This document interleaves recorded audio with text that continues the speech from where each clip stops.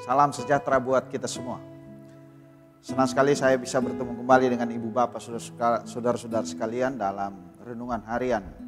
Sebelum kita membaca firman Allah dan merenungkan firman Tuhan, mari kita berdoa. Terpujilah namamu Bapa kekal selama-lamanya. Kami bersyukur karena kami diberi lagi waktu yang baik untuk kami berjumpa, untuk mengucap syukur karena keselamatan yang Tuhan anugerahkan. Kami hendak beribadah kepadamu sebelum memulai aktivitas kami.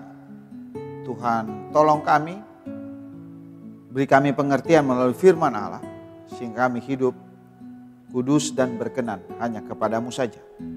Kami sedia mendengarkan dan melakukan firman-Mu ya Tuhan, karena itu berfirman-Lah. Dalam nama Yesus kami berdoa. Amin. Saudara-saudara, pembacaan kita hari ini dalam kitab Markus pasal 3 ayat 31 hingga ayat 35. Demikian firman Tuhan.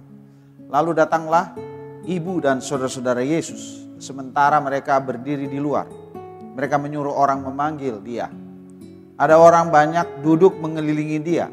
Mereka berkata kepadanya, "Lihat, ibu dan saudara-saudaramu ada di luar dan berusaha menemui engkau." Jawab Yesus kepada mereka, "Siapa ibuku dan siapa saudara-saudaraku?" Ia melihat kepada orang-orang yang duduk di sekelilingnya itu dan berkata, "Ini ibuku dan saudara-saudaraku. Barang siapa melakukan kehendak Allah, dialah saudaraku laki-laki, dialah saudaraku perempuan, dialah ibuku." Demikian firman Tuhan. Tema renungan kita ialah saudara-saudara Yesus.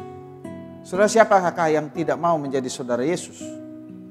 Dalam bacaan kita, hubungan kekeluargaan atau saudara dalam perspektif rohani tentunya. Ayat 33 sampai 34, Yesus mengajarkan bahwa hubungan keluarga sejati bukan hanya didasarkan pada ikatan darah, tetapi pada hubungan rohani yang dibangun melalui ketaatan kepada Allah. Yesus melihat kepada murid-muridnya dan menyatakan bahwa mereka yang melakukan kehendak Allah adalah ibu dan saudara-saudaranya. Ini mau menunjukkan bahwa dalam kerajaan Allah hubungan rohani mengatasi hubungan biologis.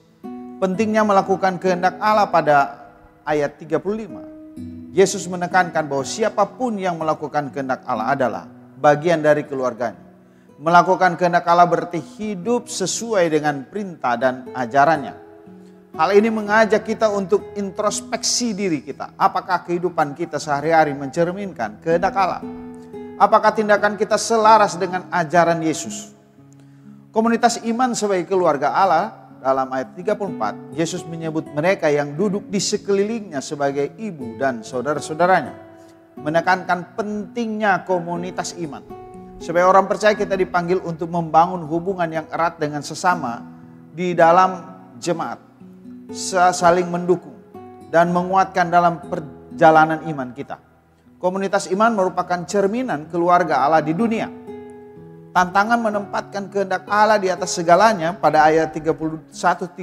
Ketika ibu dan saudara-saudaranya Yesus datang mencarinya, Yesus menggunakan kesempatan ini untuk mengajarkan bahwa kehendak Allah harus menjadi prioritas utama. Ini seringkali menjadi tantangan, terutama ketika keinginan pribadi atau keluarga bertentangan dengan kehendak Allah. Kita diajak untuk berani memilih jalan Allah meskipun mungkin sulit dan membutuhkan pengorbanan. Karena itu, marilah kita memuji, memuliakan dan mengikuti kehendak Tuhan. Karena kita sudah ditebus oleh Yesus Kristus. NKB 12 kita nyanyikan bersama. NKB 123.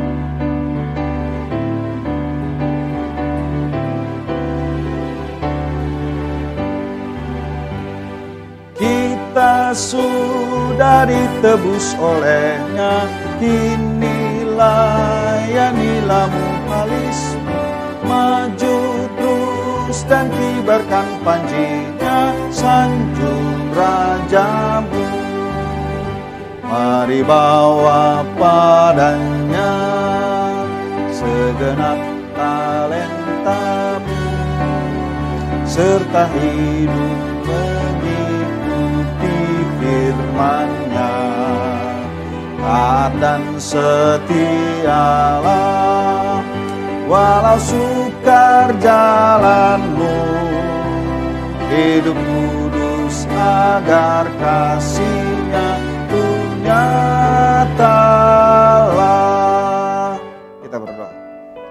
Kami bersyukur Tuhan bahwa kami disapa sebagai saudara-saudara Yesus sendiri ketika kami mengikuti semua kehendak dari Bapa. Oleh karena itu Tuhan, mampukan kami melakukan firman Allah untuk hidup kudus hanya kepadamu saja. Dalam nama Yesus kami serahkan seluruh aktivitas kami. Amin.